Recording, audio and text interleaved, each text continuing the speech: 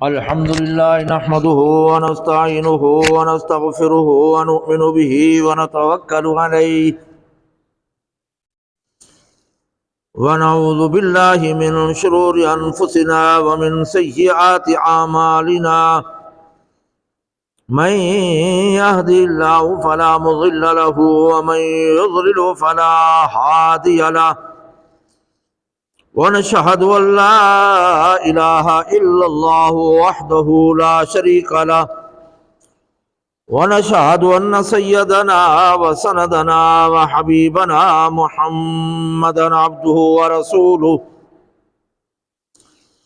أما بعد فأعوذ بالله من الشيطان الرجيم بسم الله الرحمن الرحيم الحمد لله الذي أنزل على عبده الكتاب ولم يجعل له عوجا وقال الله تبارك وتعالى في المقام الآخر ما لهم به من علم ولا لآبائهم كبرت كلمة تخرج من أفواههم إن يقولون إلا كذبا وقال الله تبارك وتعالى في المقام الآخر وإنا لجاعلون ما عليها صعيدا جرزا أم حسبت أن أصحاب الكهف والرقيم كانوا من آياتنا عجبا وقال الله تبارك وتعالى في المقام الآخر نحن نقص عليك نبأهم بالحق إنهم فتية آمنوا بربهم وزدناهم هدى وربطنا على قلوبهم إذ قاموا فقالوا ربنا رب السماوات والأرض لن ندعو من دونه إلها لقد قلنا إذا شططا صدق الله العظيم اللهم صل على سيدنا ومولانا محمد وعلى آل سيدنا ومولانا محمد وبارك وسلم علیہ۔ میرے نہایت ہی محترم مکرم دوستوں، بزرگوں، نوجوان ساتھیوں، جیسا کہ آپ کو معلوم ہے کہ سورۃ کاف کے اندر اصحاب کاف کا ذکر اور تذکرہ شروع ہے۔ میں نے آپ کے سامنے 15 پارہ سورۃ کاف کی چند آیاتیں اسی نسبت سے تلاوت کیے ہیں، اور میں نے پہلے عرض کیا ہے کہ اللہ رب العزت نے جب امام الانبیاء صلی اللہ علیہ وسلم کو نبی بنا کر بھیجا اور قریش مکہ کو حضور نے دعوت دی، تو قریش مکہ کے سردار جو تھے وہ ان پڑھ تھے، اور ان میں عتبہ، شیبہ اور نضر ابن حارث، عقبہ ابن ابی معیط، ابو جہل، یہ مدینہ گئے تھے یہودیوں سے پوچھنے کے لیے کہ ہمارے ہاں ایک پیغمبر ہے، نبوت کا دعویٰ کرتا ہے، ہمیں نہیں پتہ چلتا کہ وہ سچا ہے یا نعوذ باللہ جھوٹا ہے۔ تو یہودیوں نے 3 سوال انہیں سکھائے کہ آپ اس پیغمبر سے پوچھیں کہ روح کیا تھی، ذوالقرنین کون تھا، اور اصحاب کاف کا واقعہ کیا ہے۔ امام الانبیاء صلی اللہ علیہ وسلم سے ان سرداروں نے پوچھا تو حضور اکرم صلی اللہ علیہ وسلم نے فرما دیا کہ میں کل جواب دوں گا۔ مقصد یہی تھا کہ کل وحی آئے گی، جبرائیل آئے گا، پوچھوں گا اور ان کو بتا دوں گا، لیکن وحی آنا بند ہو گئی۔ صحیح روایات کے مطابق 15 دن وحی وہ جو ہے نا کیا تھی، وہ بند رہی، اور پھر اس کے بعد وہ وحی آئی تو پھر اللہ رب العزت نے یہی فرمایا وَلَا تَقُولَنَّ لِشَيْءٍ إِنِّي فَاعِلٌ ذَلِكَ غَدًا إِلَّا أَن يَشَاءَ اللَّهُ۔ اے پیغمبر، جب بھی کوئی بات کہا کرو تو یہ ضرور کہا کرو انشاءاللہ، اور یہ ہمیں بھی تعلیم ہے کہ جو کام بھی کریں انشاءاللہ کہہ دیا کریں۔ اور حدیث کے اندر آتا ہے کہ ہر وہ کام جو بسم اللہ کے بغیر، اللہ کے نام اور ذکر کے بغیر شروع کیا جائے وہ نامکمل بھی ہوتا ہے، بے برکت بھی ہوتا ہے۔ لہذا جو بھی کام کیا جائے اللہ کے نام کو شریک کیا جائے، اس لیے کہ سب کچھ کرنے والا وہی ہے۔ قرآن مجید کے اندر واضح طور پر ہے وَمَا تَشَاءُونَ إِلَّا أَن يَشَاءَ اللَّهُ۔ تو پھر یہ اصحاب کاف کی پوری سورت کاف نازل ہوئی۔ امام الانبیاء صلی اللہ علیہ وسلم نے سب کچھ بتا دیا جو حضرت عیسیٰ کے دور کے اندر حضرت عیسیٰ کی پیدائش سے غالباً 2800 سال بعد پیش آیا تھا، وہ سارا واقعہ حضور نے بتا دیا۔ لیکن اس کے باوجود بھی قریش مکہ نے ضد کی وجہ سے، عناد کی وجہ سے ایمان نہیں لائے، تو امام الانبیاء کو افسوس ہوا، تو اللہ نے تسلی دی۔ اللہ نے فرمایا کہ آپ ان کے غم میں اپنی جان کو ہلاک نہ کریں، فرمایا ہدایت دینا میری کام ہے، میری ذمہ داری ہے، آپ صرف تبلیغ کرتے رہیں، باقی جو ہے نا ان کو اپنے حال پہ چھوڑیں۔ تو یہ جو ہے نا کیا تھی، ان اصحاب کہف کے بارے میں یہ صورت نازل ہوئی، اور کچھ ترجمہ پہلے ہو چکا تھا کہ الحمدللہ الذی انزل علی عبدہ الکتاب ولم یجعل لہ عوجا، تمام تعریفیں اللہ کے لیے ہیں، وہ اللہ، وہ رب جس نے نازل کیا اپنے بندے پر کتاب کو، بندے سے مراد محمد رسول اللہ ہے، کتاب سے مراد کتاب اللہ قرآن مجید ہے۔ اور اللہ نے فرمایا وَلَمْ يَجْعَلْ لَهُ عِوَجًا، اس کے اندر کوئی ٹیڑھا پن نہیں ہے، کوئی نقص نہیں ہے، قرآن کے اندر کوئی کمزوری نہیں ہے۔ ایک صفحے کا لکھا ہوا خط انسان یاد نہیں کر سکتا، اس کے اندر غلطیوں سے محفوظ نہیں رہ سکتا، لیکن یہ اللہ کا فضل ہے کہ 30 پارے ہیں، ان کے اندر کوئی تضاد اور کمی پیشی بھی نہیں ہے، اور حفظ کرنے سے یاد بھی ہو جاتا ہے۔ تو اللہ نے فرمایا عوجا، اس کے اندر کوئی ٹیڑھا پن نہیں ہے، کمزوری نہیں ہے، کمی نہیں ہے، اس کے اندر کوئی تضاد نہیں ہے، اور قیماً، یہ بڑی مضبوط کتاب ہے، بڑی محکم ہے، اور یہ ڈرانے والی ہے، لینذر بأسا شدیدا، اس عذاب سے کتاب اللہ ڈرانے والی ہے جو اللہ کی طرف سے من لدن ہو، اللہ کی طرف سے عذاب شدید آنے والا ہے نہ ماننے والوں کے لیے، ان کے لیے یہ ان کو ڈرانے والی ہے، بڑی مضبوط ہے، یہ دلائل رکھتی ہے، اس کے اندر کوئی کمی پیشی نہیں ہے، اور شریعت کا اور احکامات کا ہر مسئلے کی بنیاد قرآن و حدیث کے اندر ہے، صراحتاً، اشارتاً، دلالتاً، کنایتاً۔ یہی وجہ تھی کہ امام شافعی رحمۃ اللہ علیہ کو ایک مسئلہ معلوم کرنا تھا، تو قرآن مجید کی تلاوت کی نہیں ملا، 2 مرتبہ تلاوت کی نہیں ملا، 300 ختم کیے، پھر وہ مسئلہ مل گیا۔ امام شافعی نے کہا کہ مجھے رب پر یقین تھا کہ رب کائنات نے فرمایا کہ تبیان لکل شیء، 14 پارے کے اندر اللہ نے فرمایا ہے کہ میں نے ہر ایک چیز کو پیدا اس کے اندر ذکر کر دیا ہے، کہیں کوئی بڑا مسئلہ ہے، چھوٹا ہے، جو بھی ہے نا، باریک سے باریک تر مسئلہ بھی قرآن کے اندر اللہ نے ذکر کر دیا ہے۔ اور آگے فرمایا کہ یہ قرآن مجید جو بڑی مضبوط ہے، قیماً مضبوط ہے، بشر المؤمنین الذین یعملون الصالحات ان لهم اجرا حسنا، خوشخبری سنانے والی ہے ایمان لانے والوں کو اور نیک عمل کرنے والوں کے لیے، اور ان کے لیے اجر حسنہ ہوگا، کریں گے تھوڑا ثواب زیادہ ملے گا۔ انسان کی کامیابی کے متعلق قرآن نے 2 لفظ ذکر کیا، ایمان اور اعمال۔ سورۃ عصر کے اندر بھی یہی فرمایا، والعصر ان الانسان لفی خسر، ہر انسان خسارے میں آئے، الا الذین، مگر وہ خسارے میں نہیں ہے جو ایمان لے اور نیک عمل کیے، نیکی کا حکم کرتے رہے اور مصیبت پر صبر کرتے رہے۔ علماء نے لکھا ہے کہ اگر اس صورت عصر پر بھی کوئی عمل کر لینا تو یہ بھی اس کی نجات کے لیے کافی ہے، یہ اصول بتا دیا ہے۔ پھر ان 2 اصولوں کے اندر، ایمان اور اعمال کے اندر کافی چیزیں آ جاتی ہیں، ایمانیات بھی آ جاتا ہے، آمنت باللہ و ملائکتی و کتبی، سب کچھ آ جاتا ہے، اس کے اندر عبادات بھی آ جاتے ہیں، نماز، روزہ، حج، زکوٰۃ وغیرہ، اس کے اندر اخلاق بھی آ جاتے ہیں، رہنا سہنے کا طریقہ دستور حضور نے اور عملی طور پر بتا دیا، قرآن کے اندر بھی ہے۔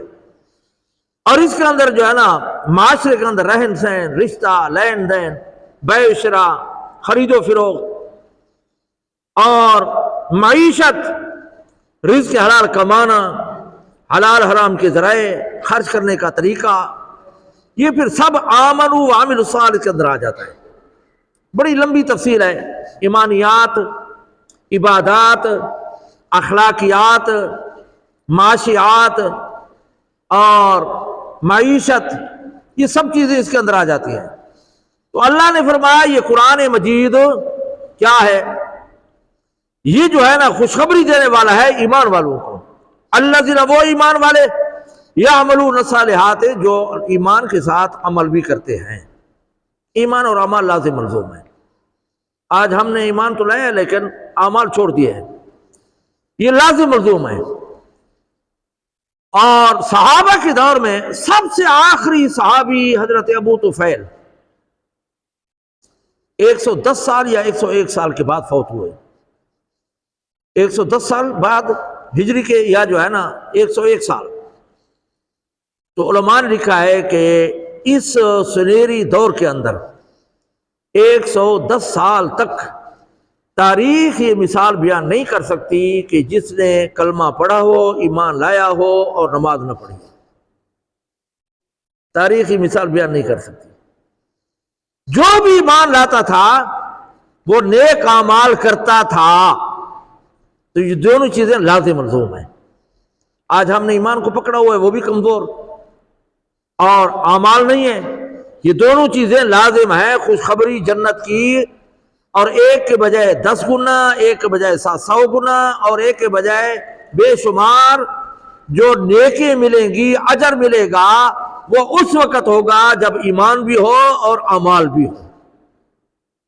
اس لیے اللہ نے فرمایا اجرا حسنا، اور جو نیک آدمی ہیں ماکثین فیہا ابدا، ٹھہریں گے، رہیں گے ہمیشہ کے لیے جنت کے اندر، ہمیشہ کی زندگی ہوگی۔ اس کے اندر موت کو بھی ذبح کیا جائے گا، اور جنتیوں کو بھی اعلان کیا جائے گا کہ جنت کے کنارے پہ آ جاؤ، جہنمیوں سے بھی اعلان کیا جائے گا کہ جہنم کے کنارے پہ آ جاؤ، اور وہاں میڈے کی صورت میں موت کو جو ہے نا ذبح کیا جائے گا کہ آج کے بعد کسی پر موت نہیں آئے گی۔ تو اس وقت جنتیوں کو اس سے زیادہ بڑی خوشی کبھی نہیں حاصل ہوگی، اور جہنمیوں کو اس سے زیادہ بڑی کبھی کوئی غم جو ہے نا لائق نہیں ہوگا۔ موت پر بھی موت آ جائے گی، تو جنتی جو ہے نا ماں کی جنفی آبدا۔ اور آگے اللہ نے فرمایا کہ اے پیغمبر وَيُنذِرَ الَّذِينَ قَالُوا اتَّخَذَ اللَّهُ وَلَدًا، ان بدبختوں اور بدقسمت لوگوں کو بھی ڈرا تو جو یہ کہتے ہیں کہ اللہ کا بیٹا ہے۔ یہودی بے ایمان کہتے تھے، وقالت اليہود عزیر ابن اللہ، کہ یہودی کہتے تھے کہ عزیر نعوذ باللہ اللہ کا بیٹا ہے۔ عیسائی اور نصارہ کہتے تھے کہ عیسیٰ نعوذ باللہ خدا کا بیٹا ہے۔ حضور اکرم صلی اللہ علیہ وسلم نے حضور کو شکایت کی، فرمایا کہ میری مخلوق اور تیری امت مجھے گالیاں دیتی ہے، اور ان کو ایسا مناسب نہیں ہے کہ وہ مجھے گالیاں دے۔ اور پھر اللہ نے فرمایا کہ میری اولاد نہیں ہے، اور وہ کہتے ہیں کہ اللہ کی اولاد ہے، یہ اللہ کو گالیاں دینا ہے۔ لیکن یہود بے ایمان عمل نہیں کرتے تھے، اور کہتے کیا تھے، نحن ابناء اللہ، ہم اللہ کے پیارے، اللہ کے بیٹے ہیں۔ اور کیا کہتے تھے یہود و بے ایمان؟ ایک تو عمل بھی نہیں کرتے تھے، دوسرا کیا کہتے تھے کہ لن يدخل الجنت الا من كان هودا او نصارا، جنت کے اندر نہیں جائیں گے مگر یہودی یا نصارہ، ان کے لیے جنت بنی ہے، اور کوئی داخل نہیں ہوگا، ہم جائیں گے۔ تو اللہ نے فرمایا اگر تم جنتی ہو تو پھر موت کی تمنا کرو اور جلدی پہنچو جنت کے اندر۔ پھر آگے اللہ رب العزت فرماتے ہیں وَلَن يَتَمَنَّوْهُ أَبَدًا، یہ بے ایمان اپنے کرتوتوں کی وجہ سے کبھی موت کی تمنا نہیں کریں گے۔ یہ جھوٹ ہے دعوے کے اندر کہ ہم اللہ کے پیارے ہیں، یہ جھوٹ ہے کہ ہم اللہ کی اولاد ہیں، یہ جھوٹ ہے کہ جنت کے اندر ہم جائیں گا اور کوئی نہیں جائے گا۔ اللہ رب العزت نے ان بے ایمانوں کی جو ہے کیا کر دیا ہے، تردید کیا ہے۔ اللہ نے فرمایا ہے پیغمبر ان کو بھی ڈرائیے جو یہ کہتے ہیں کہ اللہ کی اولاد ہے۔ اللہ تعالیٰ جو ہے نا کیا ہے، اولاد سے پاک ہے۔ اور 16ویں پارے کے اندر اللہ رب العزت نے ان یہود و نصارہ کی بات ذکر کی ہے سورۃ مریم 16ویں پارے کے اندر، یہاں پر بھی یہی ہے وَقَالُوا اتَّخَذَ الرَّحْمَنُ وَلَدًا، یہ بے ایمان کہتے تھے کہ رحمان نے اپنا بیٹا بنایا ہوا ہے۔ اللہ نے فرمایا لَقَدْ جِئْتُمْ شَيْئًا إِدًّا، انہوں نے بہت بری بات، بہت بھاری بات، بہت ناجائز بات کہہ دی ہے، اور اتنی بری بات کہی ہے تکاد السماوات یتفطرن، کہ ان کی اس بات سے شاید کہ آسمان پھٹ جائے۔ اور آگے فرمایا وَتَنشَقُّ الْأَرْضُ، اور زمین جو ہے نا ٹکڑے ٹکڑے ہو جائے، وَتَخِرُّ الْجِبَالُ هَدًّا، اور ان کی بےہودہ اور بری بات سے پہاڑ ریزہ ریزہ ہو جائے۔ انہوں نے اتنی بری بات کہہ دی ہے، ان کی بات کہنے سے شاید کہ کہیں قریب تھا کہ آسمان نہ پھٹ جائے، زمین ٹکڑے ٹکڑے نہ ہو جائے، اور پہاڑ ریزہ ریزہ نہ ہو جائے۔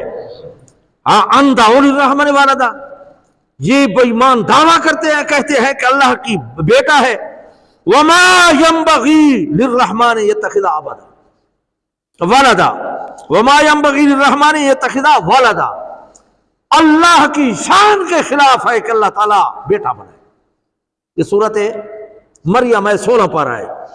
تو یہاں پر بھی اللہ رب العزت نے یہی فرمایا کہ اے پیغمبر ان کو ڈرائیے، وَيُنذِرَ الَّذِينَ، ڈرائیے ان لوگوں کو قَالُوا اتَّخَذَ اللَّهُ وَلَدًا، جو یہ کہتے ہیں کہ اللہ کی اولاد ہے، بیٹا ہے۔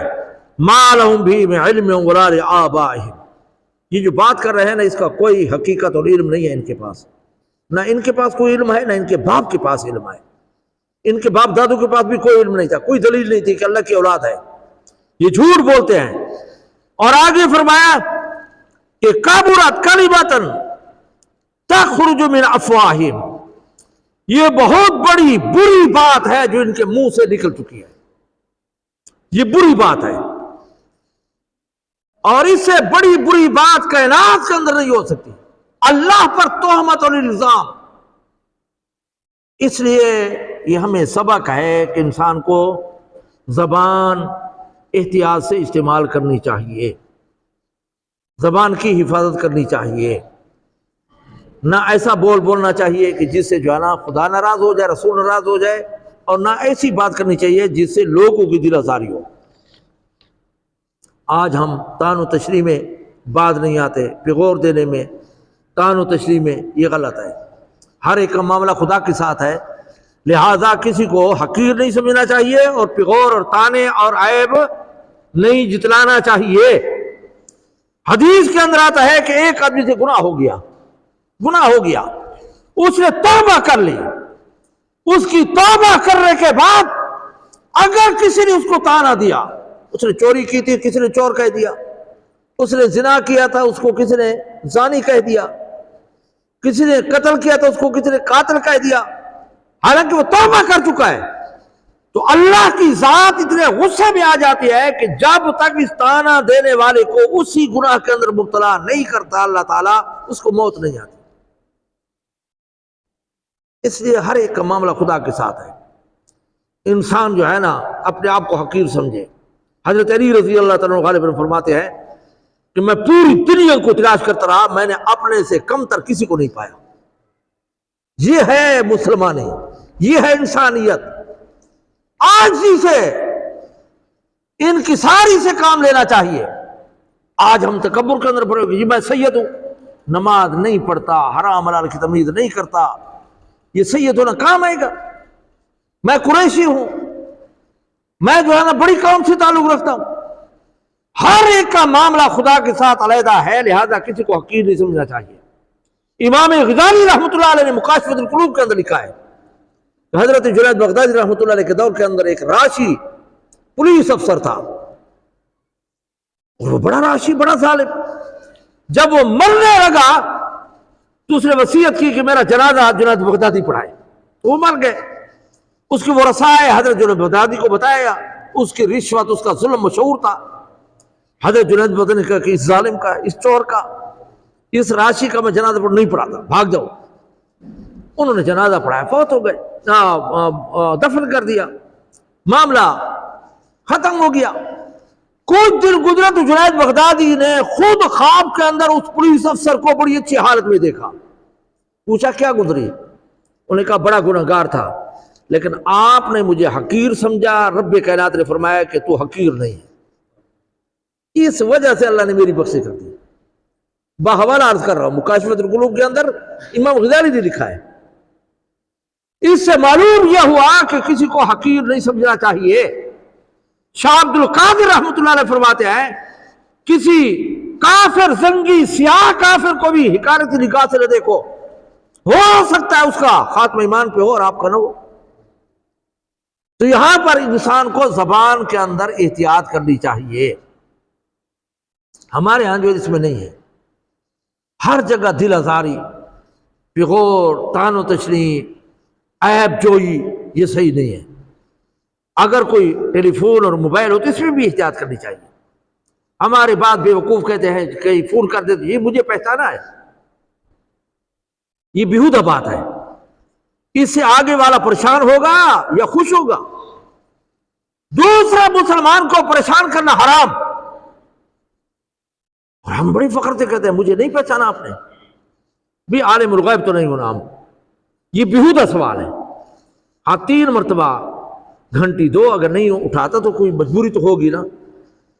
اس لیے میں کہا کرتا ہوں اگر کسی کے مزاج کو معلوم کرنا ہو نا تو اس کے موبائل پہ گفتگو سنو، پورے جو ہے نا محلے کو سر پہ اٹھایا ہوتا ہے. یہ جہالت کی علامت ہے. اور پھر جو ہے نا بیہودہ باتیں، فضول باتیں، بامقصد بات کرنی چاہیے. ایک ضرورت کی چیز ہے، اسی ضرورت میں اس کو جو ہے نا رکھنا چاہیے. پھر سلام ڈالنا چاہیے. ہیلو ہیلو کے بجائے سلام ڈالنا چاہیے، السلام علیکم. اور پھر اس کے بعد جو ہے نا اپنا نام بتانا چاہیے. علماء نے کہا کہ امام الانبیاء صلی اللہ علیہ وسلم کے دور کے اندر جب خط لکھے جاتے تھے تو یہاں پہلے نام لکھا جاتا تھا،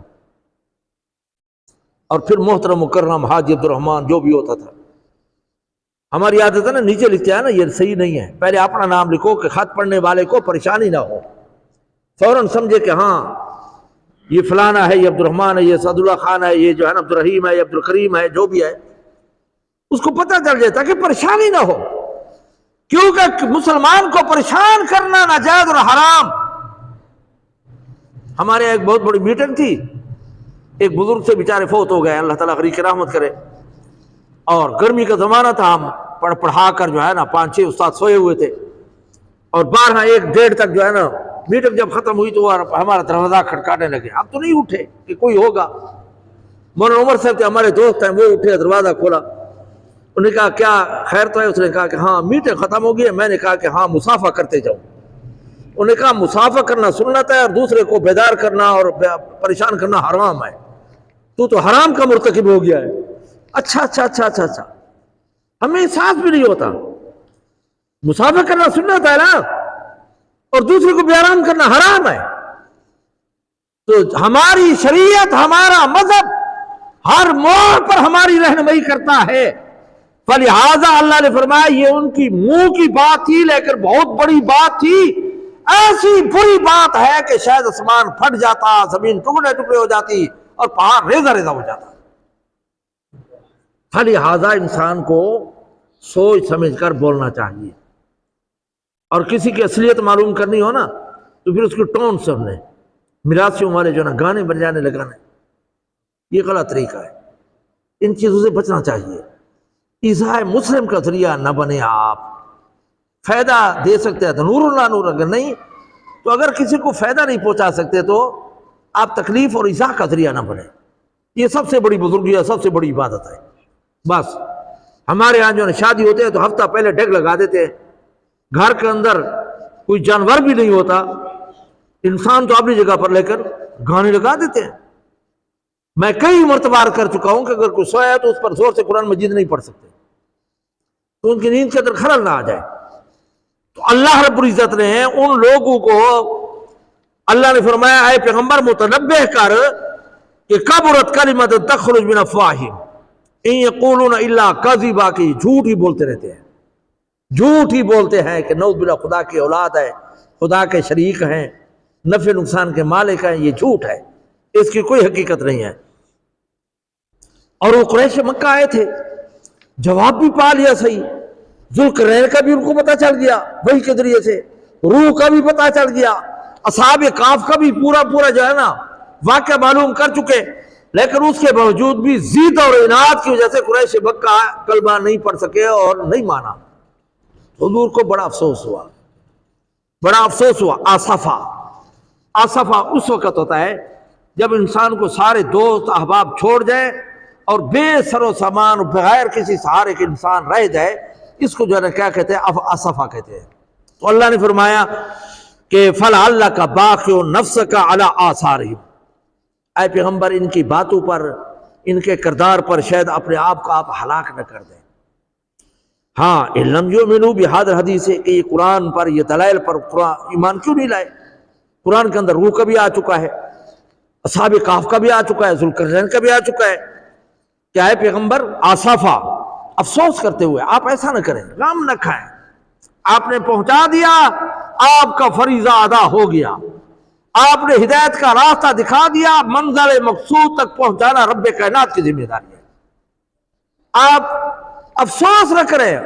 اللہ نے حضور کو تسلی دی، تھپکی دی، آپ گھبرائے نہیں.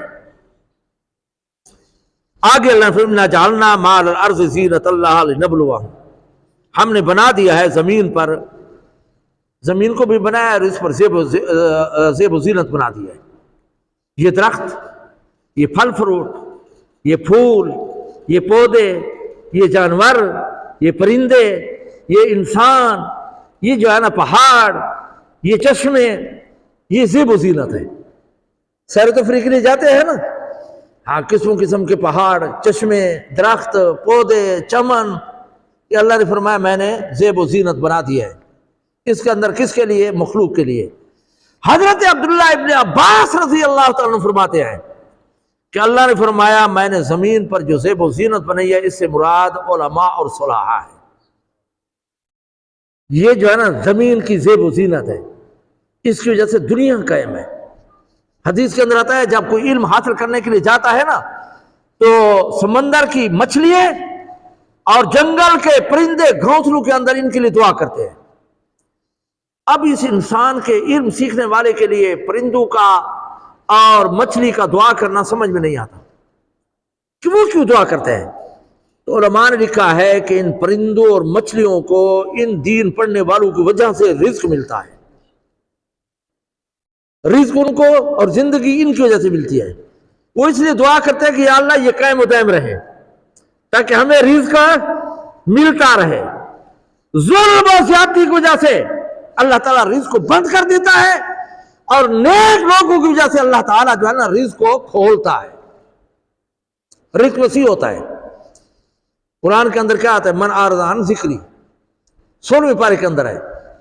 اللہ نے فرمایا کہ جس نے نماز نہیں پڑھی، حضرت علی کی روایت کے مطابق، فَإِنَّ لَهُ مَعِيشَةً ضَنْكَ، اور اس کا رزق تنگ ہو جاتا ہے. یہ تو دنیا کی سزا ملتی ہے. قیامت کے دن جب وہ کھڑا ہوگا تو نحشر یوم القیامت اعمیٰ، اندھا کھڑا کریں گے. وہ کہے گا یا اللہ لما حشرتنی اعمیٰ وقد كنت بصیرا، میں تو آنکھوں والا تھا، مجھے کیوں اندھا پیدا کیا گیا تھا؟ اللہ تعالیٰ فرمائے گا دنیا کے اندر شریعت آئی تھی، میرے احکامات آئے تھے، تو جو ہے نا منہ موڑ گیا تھا، آج میں نے تمہیں اندھا بھی پیدا کر دیا اور تجھ سے منہ بھی میں نے موڑ لیا. اور حدیث کے اندر آتا ہے جب نیک آدمی مرتا ہے نا، زمین بھی روتی ہے، آسمان بھی روتا ہے. زمین اس لیے روتی ہے کہ وہ یہاں عبادت کرتا ہے، اس لیے حکم یہ ہے کہ فرض نماز پڑھ چکے ہو نا تو نمازیوں کا خیال کرتے ہوئے نوافل دوسری جگہ، سنتے دوسری جگہ، قیامت کے دن یہ چیزیں گواہی دیں گی کہ یا اللہ میرے اوپر اس نے سجدہ کیا تھا. یہ بھی لکھا ہے علماء نے کہ جہاں پر کوئی گناہ ہوا ہے نا وہاں پر کوئی نیکی کر لو تاکہ گناہ اور نیکی برابر ہو جائے. جب نیک آدمی مرتا ہے تو زمین بھی روتی ہے کہ وہاں سجدے کرنے والا، عبادت کرنے والا کوئی نہیں ہوتا. آسمان بھی روتا ہے. وہ کیوں؟ کیونکہ نیک آدمی کے لیے 2 دروازے ہیں آسمان پر. ایک رزق کی اترنے کا کہ اس کو جو رزق ملتا ہے وہ آسمان سے اترتا ہے. قرآن کے اندر وَفِي السَّمَاءِ رِزْقُكُمْ، تمہارا رزق آسمان پر آئے. سمجھ آ گئی ہے نا؟ اور ایک دروازے سے رزق اترتا ہے اس پر، جب یہ فوت ہوتا ہے وہ رزق کا دروازہ بند ہو جاتا ہے. اور دوسرا دروازہ ہے اس کے لیے اس کے اعمال اوپر چڑھنے کا. جب وہ دروازے بند ہوتے ہیں تو پھر آسمان بھی روتا ہے نیک آدمی کے لیے. ہاں رزق بھی وسیع ہوتا ہے، اور وہ فوت ہو جائے تو زمین و آسمان بھی روتے ہیں۔ اور جو بد کردار ہو، فرعون جب غرق ہوا اپنے لاہ لشکر کے ہزاروں کی تعداد میں، 12,000 کم و بیش کچھ جو ہے نا اس کے تو ہلکار تھے، جب وہ غرق ہوا تو اللہ نے فرمایا فما بکت علیہم السماء والارض، نہ اس کی اس مرنے پر، ڈوبنے پر، غرق ہونے پر نہ زمین روئی ہے نہ آسمان رویا ہے۔ قرآن کہتا ہے بڑا بادشاہ تھا، انا ربکم الاعلی، بڑے محلات، بڑے باغات، بڑی حکومت اور بڑے وزراء، ہاں، لیکن جب مرا تو اللہ نے کیا فرمایا؟ فما بکت علیہم السماء والارض، نہ زمین روئی ہے نہ آسمان رویا ہے۔ تو یہاں پر اللہ رب العزت نے یہی فرمایا کہ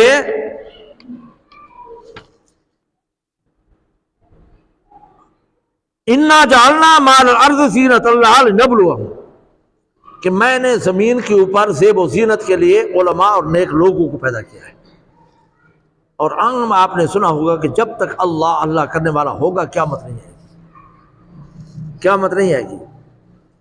ایک ضعیف روایت کا جو ہے نا میں سہارا لیتے ہوئے عرض کر رہا ہوں، تفسیر کے اندر لکھا ہے کہ ایک قوم تھی غرق ہو گئی تھی، اللہ نے فیصلہ کر لیا تھا کہ غرق ہو جاتی، اسی قوم کے بچے کھیل رہے تھے، کھیلتی ہوئی حالت میں ایک بچے نے پڑھا بسم اللہ الرحمن الرحیم، تو تفسیر والا لکھتا ہے کہ اللہ تعالیٰ نے 40 سال تک اس قوم سے عذاب کو دور فرما دیا۔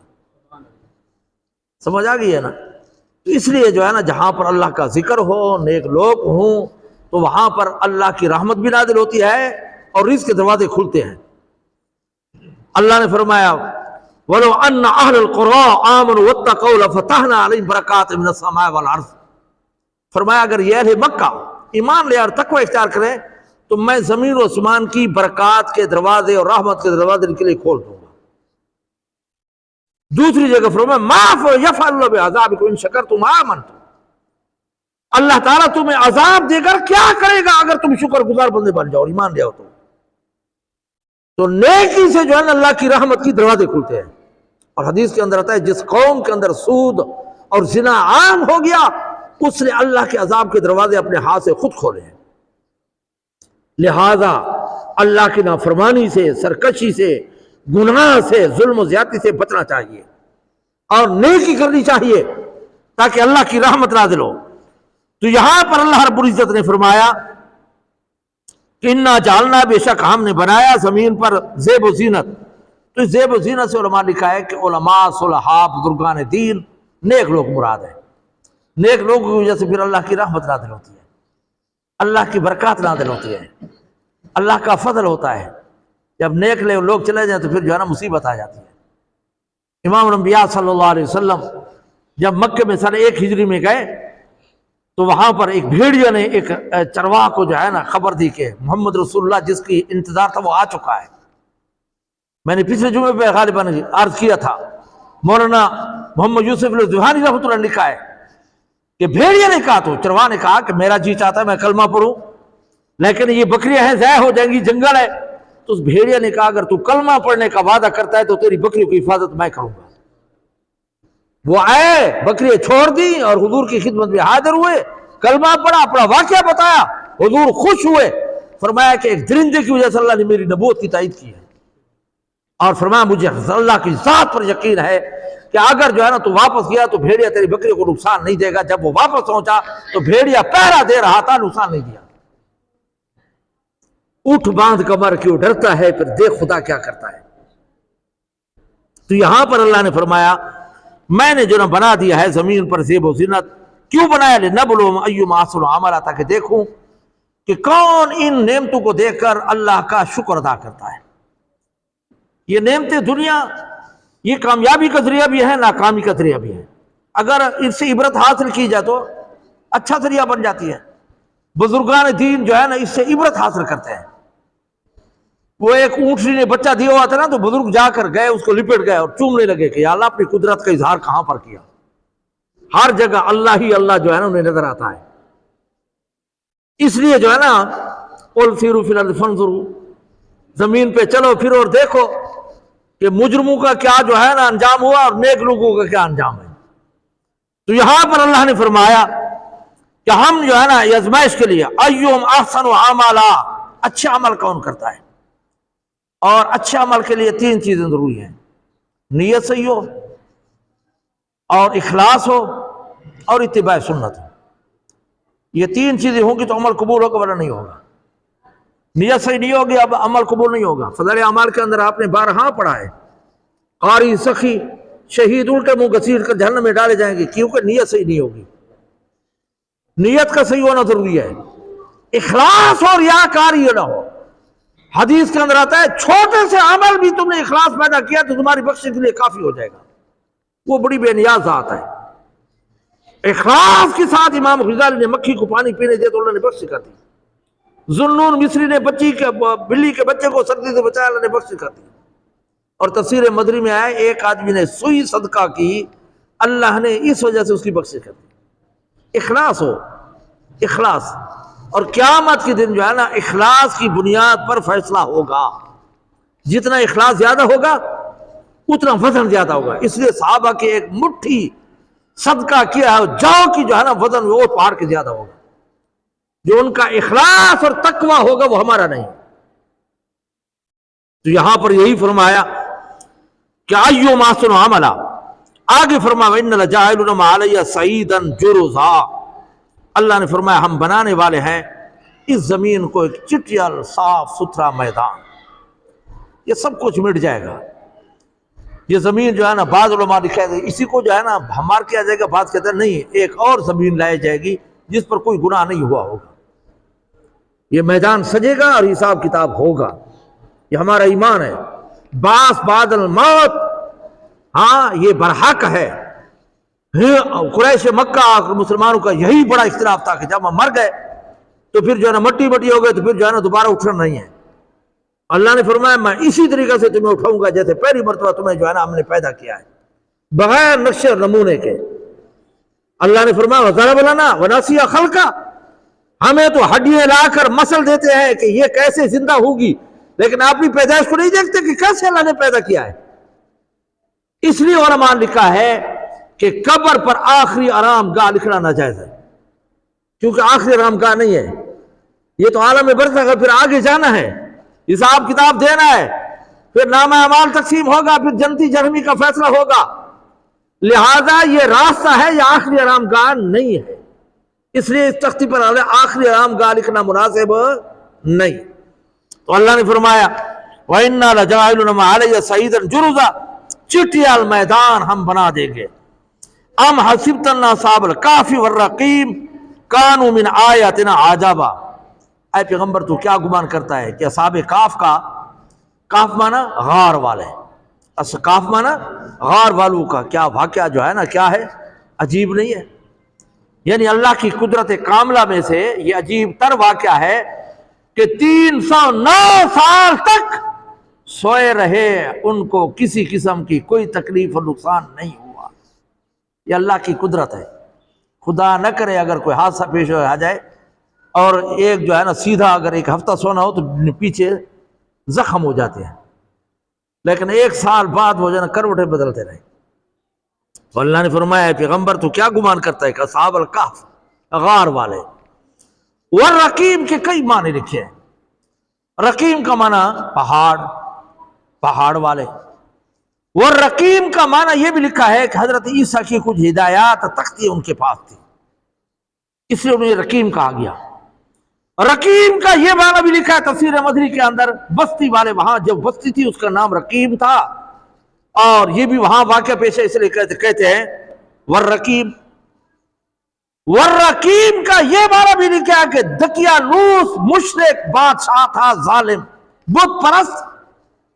جب انہوں نے جو ہے نا توحید کا اعلان کیا تو انہوں نے ظلم و زیادتی کی، یہ نکل کھڑے ہوئے، اور اس نے جو ہے نا اس وقت اپنے پاس ان کے نام لکھ لیے تھے، اس لیے وہ لوگ جن کا نام لکھا گیا تھا ان کو رقیم کہتے ہیں۔ کافی معنی لکھے رقیم کے۔ تو اللہ نے فرمایا کہ یہ غار والے اور رقیم لوگ پہاڑ والے کانوا من آیاتنا عجبا، میری قدرت کاملہ کی نشانیوں میں سے بہت بڑی نشانی ہے۔ یہ اللہ کی نشانی ہے، اللہ کی قدرت ہے۔ اس لیے ہر ایک چیز اللہ کی قدرت کا عملی نمونہ ہے، جس چیز کو بھی دیکھیں۔ ہاں، اذ اول فتیۃ الکہفی، جب یہ نوجوان پناہ لی جو ہے نا اس غار کے اندر، فقالوا، انہوں نے دعا بھی کی تھی، اصحاب کہف نے دعا بھی کی تھی، ہاں، ربنا آتنا من لدنک رحمہ، یا اللہ ہمیں رحمت عطا فرما، کیونکہ جو بھی کام ہو نا اللہ کی رحمت کے بغیر نہیں ہو سکتا۔ دعا مانگنی چاہیے۔ آج یہ بھی ہمارا مزاج ختم ہو گیا ہے، دعائیں مانگنے کا، دعائیں مانگنے کا۔ اللہ تعالیٰ ان دعاؤں سے بھی تقدیر بدل دیتا ہے۔ سمجھ آ گئی نا؟ صلاح الدین ایوبی جب عیسائیوں کے ساتھ جنگ ہوئی، اور پہلے بھی سخت جنگ تھی، اور پھر جو ہے نا عیسائیوں کا ایک بیڑا آ رہا تھا سمندر میں، اور پھر خطرہ تھا کہ شاید مسلمان مارے جائیں، تو صلاح الدین ایوبی پوری رات بیت المقدس کے اندر رہ کر رو رہے تھے، دعائیں مانگتے رہے۔ جب صبح ہوئی تو اللہ کی طرف سے خوشخبری ملی کہ اے صلاح الدین ایوب، گھبرا نہیں، تیرے آنسوں نے بیڑے کو غرق کر دیا ہے۔ اور یہی وجہ تھی کہ وہ جو ہے نا سمندر کا ڈوب گیا تھا۔ ہاں، جو مانگنے کا طریقہ ہے اس طرح مانگ، در کریم سے بندے کو کیا نہیں ملتا۔ ہاں، اس لیے جو ہے نا رزق حلال کا ہونا ضروری ہے۔ اللہ کی تعریف ہو، محمد رسول اللہ پر درود ہو، دعا ضرور قبول ہوتی ہے۔ مسلمان کی دعا رد نہیں ہوتی، یا تو وہی چیز مل جاتی ہے، یا اس کے بدلے میں کوئی مصیبت دور ہو جاتی ہے، یا آخرت کے لیے ذخیرہ بن جاتی ہے۔ دعا رد نہیں ہوتی، اور یہ مستقل عبادت ہے۔ جیسے نماز مستقل عبادت ہے، دعا مانگنا مستقل عبادت ہے۔ ہمارے رواج بن چکا ہے، جو اسلام پھر بھاگ جاتے ہیں، دعا مانگنے کی فرصت نہیں ہے۔ گلی میں کھڑے ہیں، گپ شپ لگا رہے ہیں، تو یار کون سا پہاڑ ڈوبتا ہے، کون سا عذاب آتا ہے، دعا بھی مانگ لیا کرو نا، دعا بھی مانگ لیا کرو۔ ہاں، غزوہ بدر میں حضور اکرم صلی اللہ علیہ وسلم نے اس طرح ہاتھ اس طرح لمبے کیے کہ بال کی سفیدی نظر آنے لگی، چادر گر گئی۔ حضرت ابو بکر نے چادر کو سنبھالا، فرمایا بس یا رسول اللہ، بس یا رسول اللہ، اللہ تعالیٰ آپ کو ضرور کامیاب کرے گا۔ دعا کی برکت تھی کہ 313 کے ہاتھوں 1000 مارے گئے۔ اس لیے دعا بھی مانگنا چاہیے۔ یہ بھی ہمیں جو ہے نا خدا سے رجوع کرنے کا، مانگنے کا طریقہ سیکھنا چاہیے۔ ہم دعا مانگ رہے ہیں، کٹخارے نکال رہے ہیں۔ علماء نے لکھا ہے کہ مسجد کے اندر کٹخارے نکالنا مکروہ ہے، کٹخارے نکالنا مسجد کے آداب کے خلاف ہے۔ ہاں، اس کا خیال کرنے، کٹخارے نکال رہے ہیں اور چھت کو دیکھ رہے ہیں، ادھر کوئی چیز اس کو پڑھ رہے ہیں، ہاتھوں کو اس طرح مل رہے ہیں، یہ ہماری دعا ہے۔ ایسا نہیں کرنا چاہیے۔ جو مانگنے کا طریقہ اس طرح مانگ، در کریم سے بندے کو کیا نہیں ملتا، تو دعا بھی مانگنی چاہیے۔ تو صحابہ کہف نے جب مصیبت آئی، آزمائش آئی، تو پھر کس کی طرف متوجہ ہوئے؟ اللہ کی طرف۔ کس کی طرف؟ اور یہ بھی آپ ایسے قرآن و حدیث جہاں بھی پڑھیں گے نا، جس نبی پر کوئی مصیبت یا تکلیف ہے، ربنا اور ربی، اس سے بغیر کوئی لفظ آپ کو نہیں ملے گا۔ آج تو ہمارے کئی خدا ہے نا، شاہ عبد القادر جیلانی تھے، معین الدین چشتی تھے، پتہ نہیں کیا کچھ ہمارے خدا ہے، یا علی مدد تھے، یا غازی عباس تھے، پتہ نہیں کیا کچھ ہمارے خرافات ہیں۔ جب بھی کوئی مصیبت آئی ہے، جو بھی نبی جو ہے نا دعا مانگی ہے، ربنا ربنا کے بغیر کوئی الفاظ نہیں کہے۔ ربنا ظلمنا، ربنا اتمم لنا، ربنا آتنا فی الدنیا حسنہ۔ اس لیے جو ہے نا خدا کی طرف رجوع کرنا چاہیے۔ تو صحابہ کہف نے کس کی طرف رجوع کیا؟ قالوا ربنا آتنا من لدنک رحمہ، یا اللہ اپنی رحمت، اپنی طرف سے خصوصی رحمت ہمیں عطا فرما۔ وَحَيِّئْ لَنَا مِنْ أَمْرِنَا رَاشِدًا، ہر معاملہ ہمارے لیے آسان فرما، مشکلات اور تکلیفات سے بچا۔ اس لیے حدیث کے اندر آتا ہے کہ عافیت کی دعا مانگی کرو۔ ایک صحابی تھے، بیمار تھے، امام الانبیاء صلی اللہ علیہ وسلم نے آدمی بھیجا، جاؤ پتہ کر کے ہو، تو وہ جب آئے تو گھبرائے ہوتے، اس نے کہا یا رسول اللہ وہ تو ہاں عجوز، ایک چوزا بن چکا ہے، لاغر ہو چکا ہے، بالکل ہڈیاں نکل چکی ہے۔ حضور اکرم صلی اللہ علیہ وسلم گئے، فرمایا کہ اتنی بیماری تکلیف؟ اس نے کہا ہاں یا رسول اللہ، میں نے دعا مانگی، یا اللہ جو سزا دینی ہے مجھے دنیا میں دے دے، آخرت میں نہ دینا۔ حضور ناراض ہو گئے۔ حضور نے فرمایا تو نے عافیت کی دعا کیوں نہیں مانگی؟ انسان بڑا کمزور ہے یار، انسان ہاں بڑے نعرے تو لگاتے ہیں کہ قید ہمارے قدم بڑھو ہم تمہارے ساتھ ہیں، اور جب وہ مارا جائے قتل کیا جائے تو پھر کیا کہتے ہیں؟ ہاں کہ قید ہمارے ہم شرمندہ ہے قاتل تیرے زندہ ہے۔ یہ ہے ہمارا فاذا انت وربک، یہی ہمارا وتیرہ ہے کہ تو اور تیرا خدا نعوذ باللہ جا کر لڑو، ہم یہاں بیٹھے ہیں۔ اگر ہمارے اندر جو ہے نا کوئی غیرت یا جذبہ جہاد ہوتا تو پھر جو ہے نا فلسطین کا یہی حال ہوتا۔ کیا کچھ ہو رہا ہے؟ ذخیرۃ الجنان کے اندر لکھا ہوا ہے کہ مشرق میں اگر کوئی عورت کافروں کے ہاں پکڑی گئی تو اہل مغرب پر جہاد فرض ہو جاتا ہے۔ اب علماء نے فتویٰ دے لیکن کوئی بھی نہیں نکلتا۔ اسلام آباد کے اندر مولانا تقی عثمانی صاحب نے، مولانا فضل الرحمان صاحب نے، منیب الرحمان صاحب نے، سب نے جو ہے نا مل کر فتویٰ دیا ہے کہ اس وقت امت پر جہاد فرض ہو چکا ہے، لیکن نہیں ہے ہمارے یہاں۔ امام الانبیاء صلی اللہ علیہ وسلم نے فرمایا ایک دور آئے گا، ایک دور آئے گا یہود و نصارہ تمہیں دعوت دیں گے جیسے دسترخوان پر بھوکوں کو دعوت دی جاتی ہے۔ تو صحابہ نے عرض کیا رسول اللہ اس وقت ہم اتنے کمزور ہو جائیں گے؟ فرمایا نہیں، تم سمندر کی جھاگ سے بھی زیادہ ہوں گے۔ تو پھر فرمایا کہ کیا ہوگا؟ تو حضور نے فرمایا تمہارے اندر وہن پیدا ہو جائے گا، وہن۔ صحابہ کو سمجھ نہیں آئے، عرض کیا مل وہن یا رسول اللہ، وہن کیا چیز ہے؟ امام الانبیاء صلی اللہ علیہ وسلم حب الدنیا و کراہیت الموت، تمہارے دل کے اندر دنیا کی محبت آ جائے گی اور موت سے تم نفرت کرو گے، نفرت کرو گے۔ اس وقت یہود و نصارہ تم پر غالب ہو جائیں گے۔ اس لیے ہمیں چاہیے کہ ہم جو ہے نا مسلمانی کا ثبوت ہے، بس یہ دعا کیا کرو کہ اللہ تعالیٰ کسی آزمائش میں نہ ڈالے۔ ہاں آزمائش بڑی مشکل ہے، ہاں بڑے بڑے لوگ پھسل جاتے ہیں۔ اللہ تعالیٰ عافیت کا معاملہ فرمائے، عافیت کا، مصیبت نہ آ جائے، ورنہ یہ سزا دیتے اصحاب کہف، غار والے بڑے کھاتے پیتے گھرانے سے تعلق رکھتے تھے، لیکن دین کی خاطر سب کچھ قربان کر دیا۔ اس لیے علماء کہتے ہیں نا مال، جان، عزت، ایمان، جب جان پہ پڑ جائے مال خرچ کرو، جان پہ لگاؤ۔ آج ہم چوکیدار بنے ہوئے مالدار نہیں ہیں، مال کی حفاظت کرتے ہیں، کھاتے پیتے کچھ نہیں۔ فرمایا جان پہ پڑ جائے مال خرچ کرو، عزت پہ پڑ جائے پھر مال بھی خرچ کرو، جان بھی لگا دو، عزت کو بچاؤ۔ اگر دین و ایمان کا مسئلہ آ جائے تو پھر مال، جان، عزت دین پر ہاں لگا دو اور ایمان اور دین کو نہ جانے دو۔ آج ہم دیکھ رہے ہیں کہ مال کمانے کے لیے ہم عزت دو پر لگی ہوئی ہے۔ خدا معاف کرے ہمیں، آپ مجھ سے زیادہ معاشرے میں جانتے ہیں کیا کچھ حال ہے ہمارے لڑکوں اور عورتوں کا، اللہ تعالیٰ میں محفوظ فرمائے۔ ہاں ان چیزوں سے بچنا چاہیے، بد کرداری ہماری یہ اور پھر اللہ کی رحمت نازل ہوگی نہیں ہوگی۔ حضرت موسیٰ علیہ السلام کا بڑا لمبا واقعہ ہے کہ جب بلعام بن بورہ کی قوم پر حملہ کرنے لگے تو وہ کافر تھی، اور پھر انہیں بلعام بن بورہ کو آمادہ کیا۔ بڑا لمبا واقعہ ہے کہ آپ موسیٰ کے خلاف بدعا کریں، ہمارے مقابلے میں نہ آئے۔ انہوں نے کہا نہیں، یہ وقت کا پیغمبر ہے، اس کا مقابلہ تم نہیں کر سکتے۔ آخر وہ بھی لالچ میں آ گیا، مردود ہو گیا۔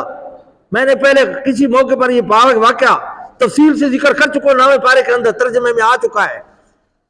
اور تو بلعام بن بورہ نے کہا کہ تم لڑکی تیار کرو۔ موسیٰ علیہ السلام کی فوج کی زنا کے اندر مبتلا ہوگی تو تم کامیاب ہوگے، ورنہ نہیں ہو سکتے۔ انہوں نے لڑکیاں تیار کی، میک اپ کرایا، اور حضرت موسیٰ کی فوج میں ایک آدمی نے چھپ کر زنا کیا۔ صبح کو جب مقابلہ ہوا تو حضرت موسیٰ کی فوج کے 70,000 آدمی مارے گئے۔ دو روایتیں ہیں، ایک روایت یہ ہے کہ وہ جہاد میں مارے گئے، دوسری روایت آتی ہے طاعون کی بیماری میں مارے گئے۔ طاعون کی بیماری میں 8، 10، 20، 40 بے اوقات آدمی مر جاتے ہیں۔ تو ایک زنا کی نحوست کی وجہ سے پیغمبر کی فوج کے کتنے آدمی مارے گئے؟ 70,000۔ کتنے مارے گئے؟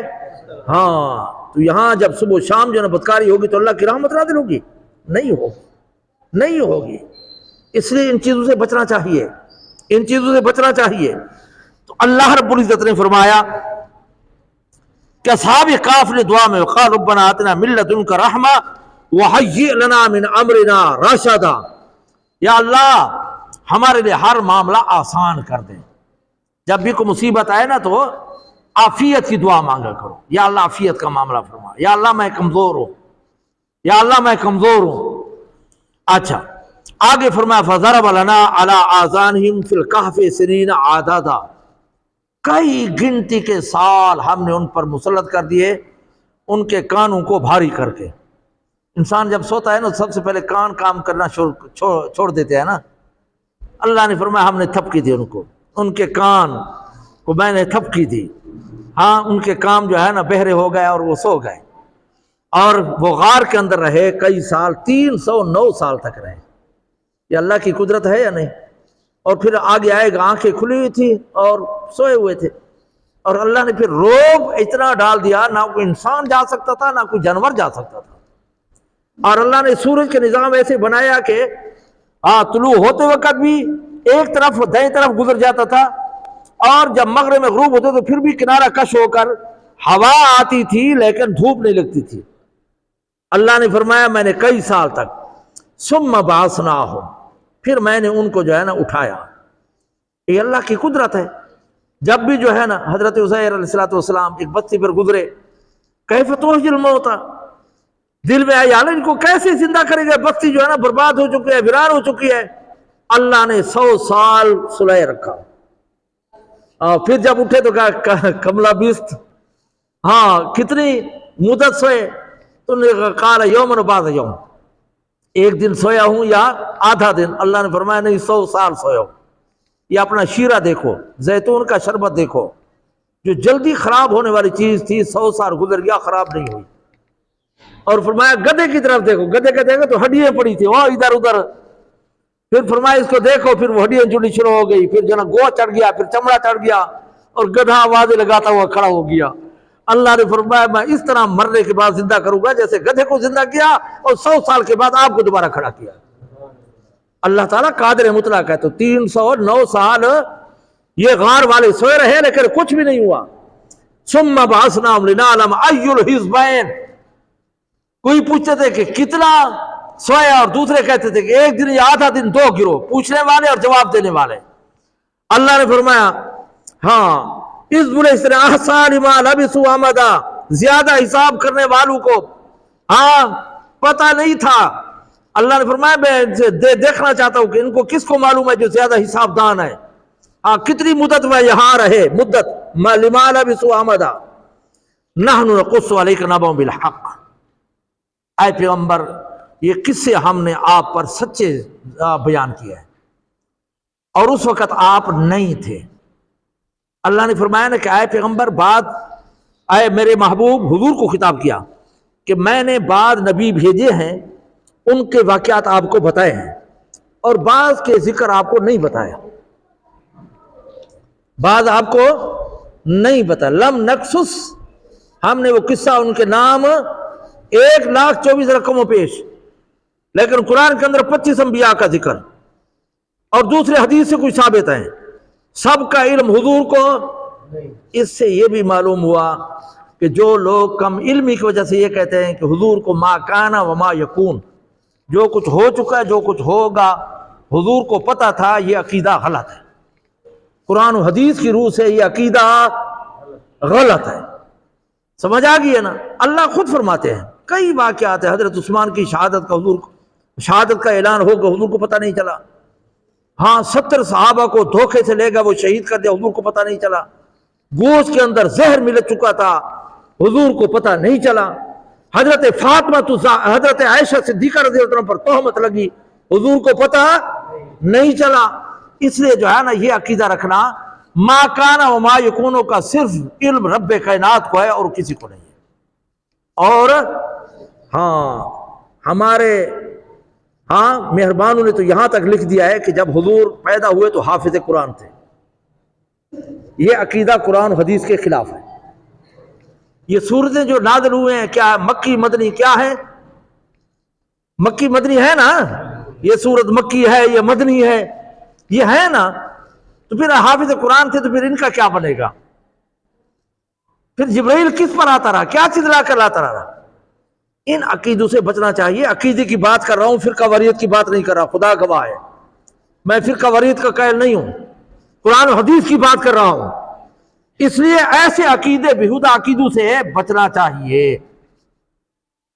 یہاں پر فرمایا ثم بعثناہم ہاں نحن نقص علیک نبأہم بالحق انہم فتیۃ آمنوا، فرمایا یہ چند نوجوان تھے ایمان لے آئے بربہم اپنے رب پر، وزدناہم ہدی، پھر اللہ نے فرمایا میں نے ان کو اور ہدایت عطا کر دی۔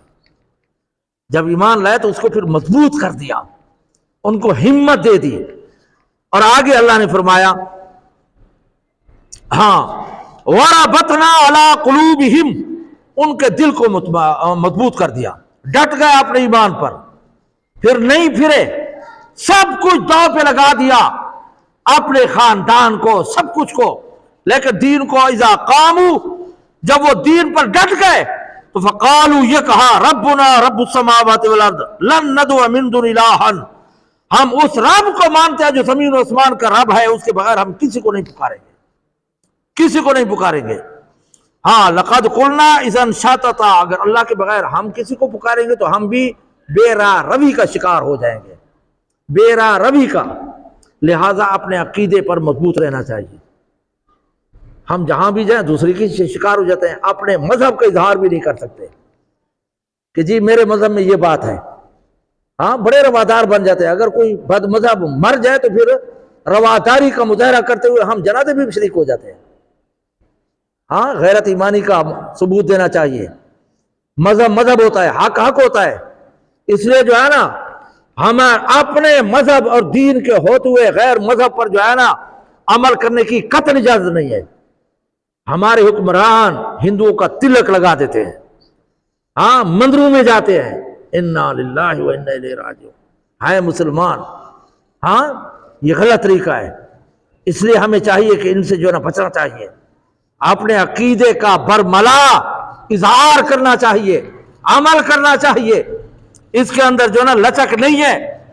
تو فرمایا اللہ رب العزت نے کہ یہاں پر رب السماوات لن ندعو من دونہ الہا، ہم وحدہ لا شریک کے بغیر کسی کو نہیں پکارتے، اگر ہم پکارے لقد قلنا اذا شططا، ہم بھی حد سے تجاوز کرنے والے بن جائیں گے، ہم کسی کو نہیں پکارتے۔ ہؤلاء قوم اتخذوا من دونہ آلہۃ، یہ ہماری قوم ہے کہ بت بنا رکھے ہیں، ہاں لن یخلقوا ذبابا ولا اجتمعوا لہ، یہ ایسے کمزور ہیں بدبخت، ہاں کہ اگر مکھی کو بھی پیدا کرنا چاہے تو نہیں کر سکتے، اگر مکھی کوئی چیز لے کر اڑ جائے تو اس سے واپس بھی نہیں لے سکتے۔ لہٰذا سب کچھ کرنے والا کون ہے؟ عزت کا، ذلت کا، روزی کا، اولاد کا، سب کچھ کا مالک رب کائنات ہے۔ عقیدہ صحیح ہونا چاہیے، اسی پر انسان کی بخشش ہوگی۔ سمجھ آ گئی ہے نا؟ عقیدہ صحیح ہونا چاہیے۔ ہمارے ہاں جو ہے نا جو کپڑے نہ پہنے وہ ہمارا وہ حاجت روا ہوتا ہے، اور جب مر جائے 6 فٹ نیچے چلا جائے پھر وہ ہمارا مشکل کشا بن جاتا ہے۔ وہ بزرگ سر آنکھوں پر، لیکن ان کا یہ طریقہ نہیں تھا جو ہم نے بنایا ہوا ہے۔ وہ موحد تھے، یقین کرو سلطان بہو رحمۃ اللہ علیہ کی جب ہم کتاب پڑھتے ہیں نا پاؤں سے زمین سلک جاتی ہے کہ پتہ نہیں کس معیار کے وہ بزرگ اور عالم تھے، کتنے متقی اور پرہیزگار تھے۔ آج کل تماشا بنا ہوا ہے، نمازیں نہیں ہیں ہماری، اس لیے اس سے بچنا چاہیے ایسی چیزوں سے۔ تو اللہ نے فرمایا ہؤلاء قوم اتخذوا من دونہ آلہۃ ولا یأتون علیہم بسلطان بین، ان کے پاس کوئی دلیل نہیں ہے۔ فمن اظلم ممن افتری علی اللہ کذبا، اس سے بڑا ظالم کون ہوگا جو رب پر جھوٹ بولتا ہے؟ اس سے بڑا ظالم کون ہوگا؟ اس سے بڑا کوئی ظالم نہیں ہو سکتا۔ وَإِذِ زَلْتُمُوهُمْ مَا يَعْبُدُونَ إِلَّا اللَّهُ، ہمارے دانت بھی جواب دے گئے ہیں، اللہ رحم کرے۔ وَإِذِ اعْتَزَلْتُمُوهُمْ مَا يَعْبُدُونَ إِلَّا اللَّهُ، جب وہ علیحدہ ہو گئے تو وہ نہیں عبادت کرتے تھے مگر اللہ کی، اصحاب کہف صرف موحد تھے۔ ہاں اور فَأَوُوا إِلَى الْكَهْفِ، وہ جا گھسے، اس نے پناہ لی غار کے اندر۔ يَنْشُرُ رَبُّكُمْ مِنْ رَحْمَتِهِ، اللہ نے ڈھانپ لیا ان پر جو ہے نا اپنی رحمت۔ پھر اللہ نے ان کے رزق بھی بندوبست کیا کہ وہ ان کو کھانے پینے کی ضرورت پیش نہیں آئی، قضاء حاجت کی ضرورت نہیں آئی، دشمن سے بچے رہے، کسی چیز نے نقصان نہیں دیا۔ ہاں وَهَيِّئْ لَكُم مِّنْ أَمْرِكُمْ مِرْفَقًا، اللہ پر یہ ہر معاملے جو ہے نا اللہ نے ان کے لیے تمہارے لیے آسان کر دیے۔ ہاں پھر انسان جو ہے نا اللہ کی طرف متوجہ تو پھر اللہ تعالیٰ متوجہ ہوتا ہے۔ وَتَرَى الشَّمْسَ، تو نے اس آسمان کو دیکھا کہ وہ جو ہے نا نکل جاتا تھا، ان کہف ذات الیمین، اس غار کی دائیں طرف چلا جاتا تھا، دھوپ نہیں آتی تھی۔ وَإِذَا غَرَبَتْ، جب سورج غروب ہوتا تھا تو ذات الشمال، وہ جو ہے نا کیا ہے بائیں طرف گزر جاتا تھا، کنارہ کش ہو کر چلا جاتا تھا، فی فجوۃ، کشادہ جگہ میں پڑے ہوئے تھے، وَهُمْ فی فجوۃ مِنْ، وہ کشادہ غار میں پڑے ہوئے سو رہے تھے، ہوا آ رہی تھی، آکسیجن کا کوئی مسئلہ نہیں تھا، دھوپ نہیں آ رہی تھی، اللہ نے ان کو جو ہے نا وہاں سلے رکھا۔ ہاں ذالک من آیات اللہ، یہ اللہ کی نشانی ہے۔ ومن یہد اللہ المہتد، اللہ تعالیٰ جس کو ہدایت دیتے وہی ہدایت یافتہ ہوتا ہے۔ ومن یضلل، جس کو جو ہے نا اللہ تعالیٰ جو ہے نا گمراہ کر دے تو فلن تجد لہ ولیا مرشدا، پھر اس کو کوئی سیدھا رسا دکھنے والا، رہنمائی کرنے والا کوئی نہیں ہوتا۔ آپ ہر جمعے پہ پڑھتے ہیں من یہد اللہ فلا مضل لہ ومن یضلل فلا ہادی لہ، اللہ تعالیٰ جس کو ہدایت دے کوئی گمراہ نہیں کر سکتا، جس کو گمراہ کرے اللہ تعالیٰ کے بغیر کوئی اس کو ہدایت نہیں دے سکتا۔ ہمارا یہی عقیدہ ہے، سمجھ آ گئی ہے نا؟ تو اللہ نے فرمایا جس کو میں نے ہدایت دے دی وہ ہدایت یافتہ ہے، اور جس کو میں نے جو ہے نا کیا ہے گمراہ کر دیا پھر اس کو کوئی ہدایت اور سیدھے راستے پہ کوئی نہیں لا سکتا۔ تو انشاءاللہ یہ سورۃ کاف چلے گی، 2 رکوع ہو گئے ہیں، انشاءاللہ آگے بھی چلے گی، اس کے بڑے فضائل ہیں۔ علماء نے کہا کہ جو سورۃ کاف کی جو ہے نا کیا کرتا ہے تلاوت کرتا ہے، اللہ تعالیٰ اس کو مسیح دجال کے فتنے سے محفوظ رکھے گا۔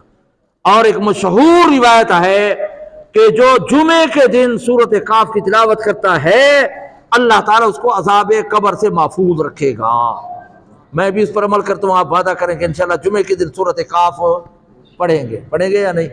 اللہ کے گھر میں بیٹھے ہیں، پکا وعدہ کریں انشاءاللہ پڑھیں گے، ہاتھ اٹھا کر وعدہ کریں یا اللہ ہم نے ہاتھ اٹھا دیے ہیں تو ہی توفیق عطا فرما۔ وآخر دعوانا ان الحمدللہ رب العالمین۔